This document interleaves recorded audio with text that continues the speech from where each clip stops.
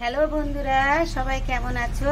সবাইকে শুভেচ্ছা জানিয়ে আজ এক নতুন রেসিপি নিয়ে তোমাদের সামনে এলাম। আজ আমি করব সম্পূর্ণ নিরামিষ সাবুর পোলাও। গ্যাসে কড়া বসিয়ে দিলাম, কড়াটা গরম হয়ে গেল, 1 চামচ ঘি দিচ্ছি। আমার এই রান্নাটা সম্পূর্ণ ঘিতে হবে, আপনারা ইচ্ছে করলে সাদা তেলেও করতে পারেন। প্রথমে ঘি দিলাম,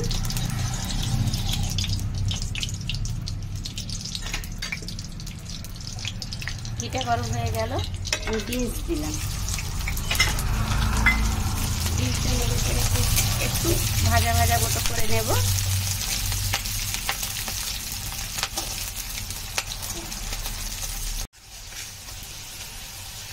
গাজরটাও দিলাম, একটা মিডিয়াম সাইজের গাজর আমি এর সঙ্গে কুচিয়ে দিলাম। এবার লাল ক্যাপসিকাম দিলাম, এগুলো একটু ভাজা ভাজার মতো করে নেব। এই আমার একটু ভাজা ভাজা হয়ে এসছে ক্যাপসিকাম, বিনস আর গাজর। এবার আমি আগে থেকে সাবুটা ভিজিয়ে রেখেছিলাম, সাবুটা দিয়ে দিলাম।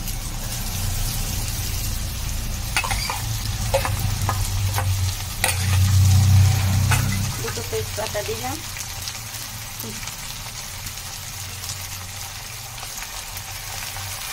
কিশমিশ আর কাজু বাদাম দিলাম কয়েক টুকরো।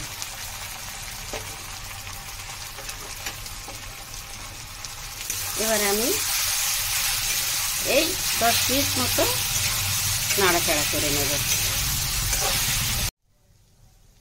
একটু বিট নুন দিলাম, যেহেতু এটা পোলাও একটু মিষ্টি মিষ্টি হবে তার জন্য সামান্য চিনি দিলাম। এবার একটু দুধ দেব।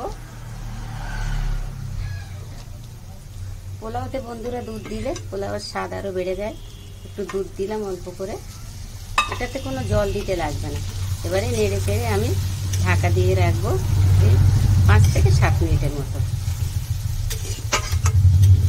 আমার 7 মিনিট হয়ে গেল, এবার দেখছি। দেখুন বন্ধুরা, আমার পোলাও কমপ্লিট, সম্পূর্ণ নিরামিষ সাবুর পোলাও কমপ্লিট। এবার আমি যেহেতু পোলাও সামান্য একটু ফুড কালার দেব উপর থেকে, সামান্য দিলাম।